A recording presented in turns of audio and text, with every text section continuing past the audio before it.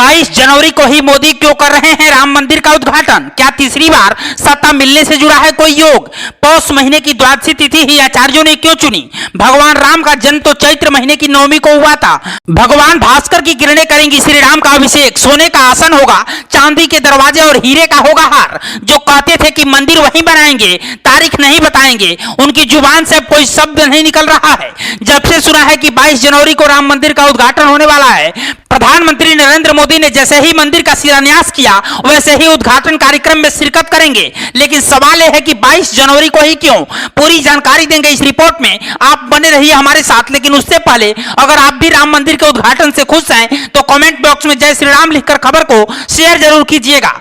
भगवान राम का जन्म तो चैत्र महीने की नवमी तिथि को हुआ था। इस हिसाब से 17 अप्रैल 2024 को मंदिर का उद्घाटन होना चाहिए, पर 17 अप्रैल की तारीख न रखने के पीछे दो कारण है।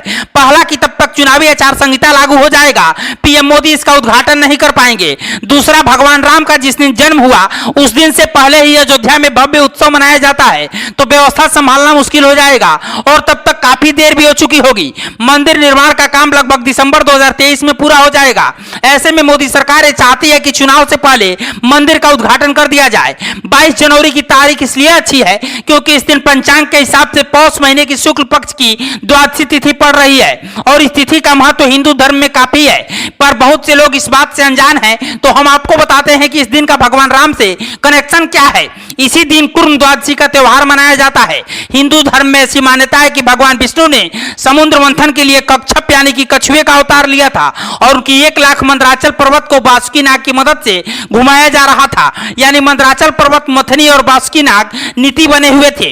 ये भगवान विष्णु का दूसरा अवतार माना जाता है। कहते हैं कि पौष महीने की द्वादशी तिथि को ही भगवान ने यह अवतार लिया था और भगवान राम चूंकि विष्णु के ही अवतार हैं, इसलिए 22 जनवरी की तारीख राम मंदिर के उद्घाटन के लिए सुनिश्चित की गई है। इसी दिन चांदी और अष्ट धातु का कछुआ घर में लाना शुभ माना जाता है। हो सकता है कि आप राम मंदिर के उद्घाटन में भी ऐसी कोई झलक देखें। इसी दिन करीब 10,000 साधु संत जुटने वाले हैं, तो हो सकता है कि कोई इस तारीख पर सवाल भी उठा दे और कहे कि रामलला के जन्मदिन पर उद्घाटन होना चाहिए था।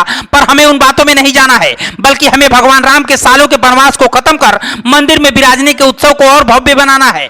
ये भी खबर सामने आई कि राम मंदिर में एक नहीं बल्कि 3-3 मूर्तियां बन रही हैं। पहली पत्थर की प्रतिमा है जो नेपाल से लाई गई है, दूसरी संगमरमर की प्रतिमा है और तीसरी प्रतिमा भी पत्थर की बन रही है।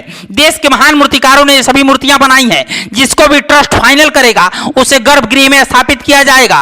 भले ही राम मंदिर का उद्घाटन 22 जनवरी को होगा, लेकिन रामनवमी के दिन इस मंदिर में सबसे खास चीज होगी वो ये है कि गर्भगृह में भगवान राम की प्रतिमा पर सूर्य की किरणें पड़ेंगी। मतलब जो दृश्य आपने रामायण में देखा था उसे साकार करने के लिए वैज्ञानिकों की इस टीम ने महीनों मेहनत की है और अब वो हकीकत में आपको दिखने वाली है। क्योंकि सूर्य की किरणें स्थिर नहीं है, इसलिए खास तारीख को 5 मिनट के लिए भगवान भास्कर की किरणें श्री राम का तिलक कर सकें, ऐसी व्यवस्था की गई है। खबर यह भी है कि रामलला की मूर्ति को सोने के सिंहासन पर विराजमान किया जाएगा, उन्हें हीरे का हार पहनाया जाएगा और जिस गर्भगृह में प्रभु श्री राम स्थापित होंगे वहां के दरवाजे और खिड़कियों पर भी चांदी की नक्काशी होगी।